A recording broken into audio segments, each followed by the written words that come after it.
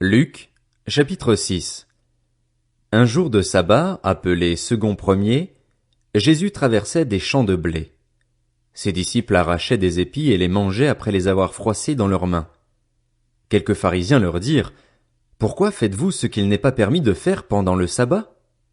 Jésus leur répondit: N'avez-vous pas lu ce qu'a fait David lorsqu'il a eu faim, lui et ses compagnons? Il est entré dans la maison de Dieu, a pris les pains consacrés, en a mangé et en a donné même à ses compagnons, bien qu'il ne soit permis qu'aux prêtres de les manger. Puis il leur dit: Le Fils de l'homme est le Seigneur même du sabbat. Un autre jour de sabbat, Jésus entra dans la synagogue et se mit à enseigner. Là se trouvait un homme dont la main droite était paralysée.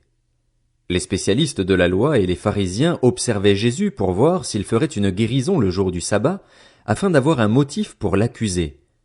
Mais Jésus connaissait leurs pensées et il dit à l'homme qui avait la main paralysée: Lève-toi et tiens-toi là au milieu. Il se leva et se tint debout. Jésus leur dit: Je vous demande s'il est permis, le jour du sabbat, de faire du bien ou de faire du mal, de sauver une personne ou de la tuer. Alors il promena son regard sur eux tous et dit à l'homme: Tends ta main. Il le fit et sa main fut guérie, elle fut saine comme l'autre. Ils furent remplis de fureur et se consultèrent pour savoir ce qu'ils feraient à Jésus.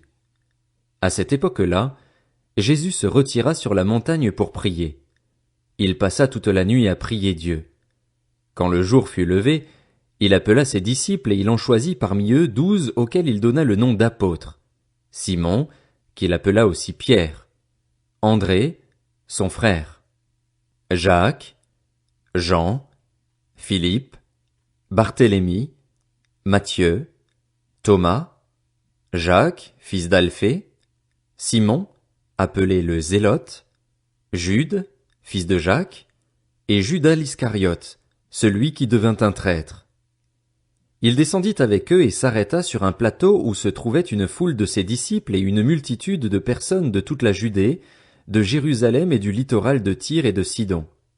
Ils étaient venus pour l'entendre et pour être guéris de leur maladie. Ceux qui étaient tourmentés par des esprits impurs étaient guéris, et toute la foule cherchait à le toucher parce qu'une force sortait de lui et les guérissait tous. Alors Jésus leva les yeux sur ses disciples et dit: Heureux vous qui êtes pauvres, car le royaume de Dieu est à vous. Heureux vous qui avez faim maintenant, car vous serez rassasiés. Heureux vous qui pleurez maintenant, car vous rirez. Heureux serez-vous lorsque les hommes vous détesteront, lorsqu'ils vous chasseront, vous insulteront et vous rejetteront comme des êtres infâmes à cause du Fils de l'homme. Réjouissez-vous, ce jour-là, et sautez de joie, parce que votre récompense sera grande dans le ciel. En effet, c'est de la même manière que leurs ancêtres traitaient les prophètes. Mais malheur à vous, riches, car vous avez votre consolation. Malheur à vous qui êtes comblés maintenant, car vous aurez faim. Malheur à vous qui riez maintenant, car vous serez dans le deuil et dans les larmes. Malheur lorsque tous les hommes diront du bien de vous, car c'est de la même manière que leurs ancêtres traitaient les prétendus prophètes.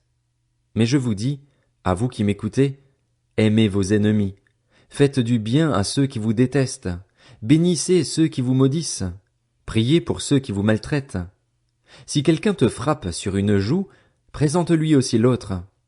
Si quelqu'un prend ton manteau, ne l'empêche pas de prendre encore ta chemise. Donne à toute personne qui t'adresse une demande et ne réclame pas ton bien à celui qui s'en empare. Ce que vous voulez que les hommes fassent pour vous, faites-le vous aussi de même pour eux. Si vous aimez ceux qui vous aiment, quelle reconnaissance en avez-vous?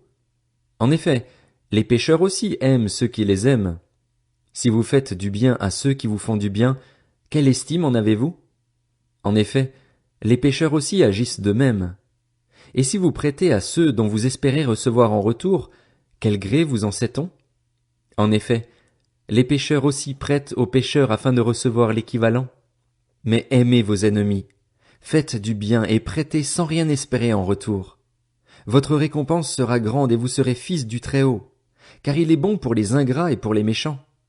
Soyez donc pleins de compassion, tout comme votre Père aussi est plein de compassion. Ne jugez pas et vous ne serez pas jugés. Ne condamnez pas et vous ne serez pas condamnés. Pardonnez et vous serez pardonnés. Donnez et on vous donnera. On versera dans le pan de votre vêtement une bonne mesure, tassée, secouée et qui déborde, car on utilisera pour vous la même mesure que celle dont vous vous serez servis. Il leur dit aussi cette parabole. Un aveugle peut-il conduire un aveugle? Ne tomberont-ils pas tous deux dans un fossé? Le disciple n'est pas supérieur à son maître, mais tout disciple bien formé sera comme son maître.